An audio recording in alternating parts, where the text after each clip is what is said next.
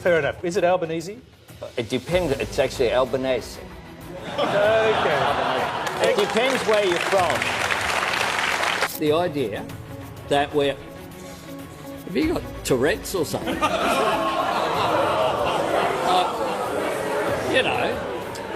You just sit there, babble, babble, babble. Order. I withdraw, Mr. Speaker. I withdraw. Yeah. I withdraw. I withdraw and apologise. Order. Mr. Speaker, Order. they sit there and they interject non-stop. Today in question time, I made comments that were unkind and hurtful. I knew it was wrong as soon as I made the comment. I apologised and I withdrew as soon as I said it. But it shouldn't have happened. And I also want to apologise to all Australians who suffer from this disability. I regret saying it. It was wrong. It was insensitive. Picture this: the leader of a proud nation, standing on the world stage, ready to make a mark. But instead of delivering a powerful speech, he trips over his own ego, fumbles his lines, and ends up posing for selfies with a koala, while the world's most powerful leaders pretend he doesn't exist. Ladies and gentlemen, welcome to the circus that is Anthony Albo's tenure as Australia's Prime Minister. Buckle up, because this is a story of diplomatic disasters, cringeworthy moments, and a leadership so shaky it's practically a comedy routine. Let's start with the moment that had every Aussie wincing: the great G7 ghosting of 2025. Anthony Albo, our fearless leader, jetted off to the G7 summit, ready to rub shoulders with the world's heavyweights. But when he got there, it was like he'd walked into a high school clique where nobody saved him a seat. The US president, the leader of our most crucial ally, didn't just skip a meeting with Albo. He acted like Australia didn't even exist. While other world leaders were shaking hands and signing deals, Albo was left wandering the summit halls, probably checking his phone for a text that never came. The White House tried to spin it, saying, "Oh, scheduling conflicts, you know how it is." But let's be real.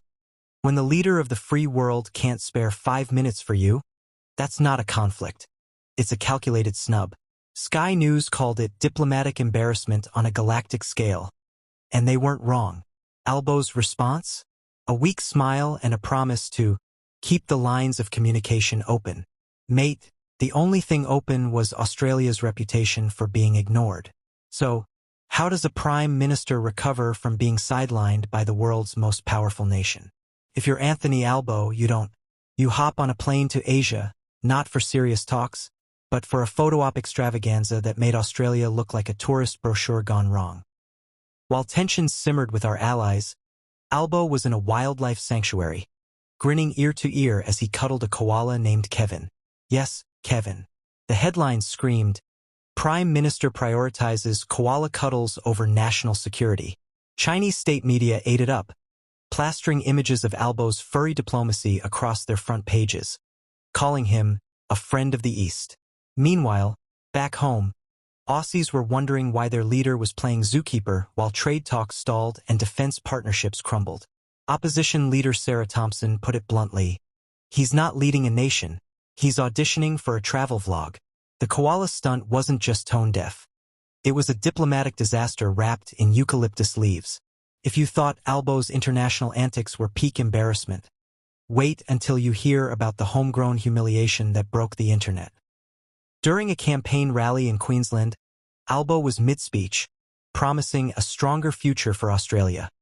When he took one step too far, literally, the man tripped off the stage, arms flailing like a cartoon character, landing in a heap of awkwardness in front of a giant banner that read, "Forward Together." The irony was thicker than Vegemite on toast. The crowd gasped, then roared with laughter, and within hours, the clip was a global sensation. TikTok turned it into a meme fest, with remixes of Albo's Tumble set to everything from dramatic movie soundtracks to circus music. Even international outlets couldn't resist, with one US commentator quipping, "If he can't stay upright on a stage, how's he supposed to keep Australia's economy standing?" It wasn't just a fall. It was a metaphor for a leadership that's been stumbling since day one. But let's talk about the real damage, because Albo's not just tripping over stages, he's tripping over his own policies. Take the housing crisis, which he promised to fix with the enthusiasm of a kid promising to clean their room. Instead, homelessness has skyrocketed, with shelters reporting record numbers. The Housing Council of Australia called it a policy failure of historic proportions. Albo's response? More promises, more photo ops, and zero results. Then there's the energy mess. Electricity bills are climbing faster than Albo's plane to another overseas jaunt. Shadow Minister David Carter summed it up. He's got no plan, no vision, just a knack for turning crises into catastrophes. And don't get me started on national security. While Albo's busy charming koalas, our defense experts are sounding alarms about gaps in our alliances, especially with the US ignoring us like we're last week's leftovers. So, here's the math on Anthony Albo's leadership. 1 international snub, plus countless koala cuddles, plus a viral stage dive, equals a prime minister who's made Australia the punchline of global politics. This isn't just about a few bad days, it's about a leader who's lost the plot, the respect, and the stage literally. From being ghosted by allies to turning diplomacy into a zoo visit, Albo's tenure is less a government and more a blooper reel. The question isn't whether he's the most embarrassing PM we've ever had. It's whether Australia can afford another day of this circus.